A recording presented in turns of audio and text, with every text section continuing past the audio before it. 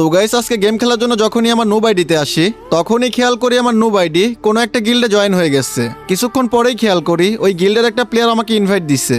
Hello Hasib, লবিতে তারা কি করো? যাও গেম খেলো আর গিল্ডের গ্লোরি কমপ্লিট করো। কি বললি আবার বলতো? কি রে, শুনতে পাস না আমার কথা? একবার না বললাম যা গেম খেল আর গিল্ডের গ্লোরি কমপ্লিট কর, না হলে কিন্তু গিল্ডে থেকে কিক মেরে দেবো। বুঝতে পারছি আমার কথা? এখন যা, চলো যা আর গ্লোরি পূরণ কর। আর যদি গ্লোরি না দেই তাহলে? মনে হচ্ছে তোকে গিল্ডে থেকে কিক মারতে হবে, দাঁড়া তুই। আচ্ছা, তুই আমাকে গিল্ড থেকে বের করবি? হ্যাঁ তো কি করবো, তোর মতো বট পোলাপান গিল্ডে রেখে কোনো লাভ আছে? আচ্ছা ঠিক আছে, তুই একটা কাজ কর, তুই তো সবটা দিয়ে চেষ্টা কর, দেখ আমাকে গিল্ড থেকে বের করতে পারিস কিনা।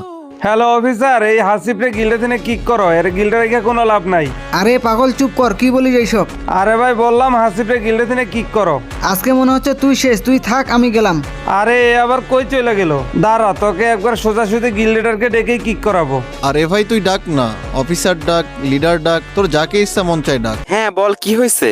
1 মিনিট, তুই হাসিব ভাইয়ের গ্রুপে কি করিস? যা গেম খেল আর গ্লোরি কর। আরে লিডার, আমার কথা তো আগে শুনেন।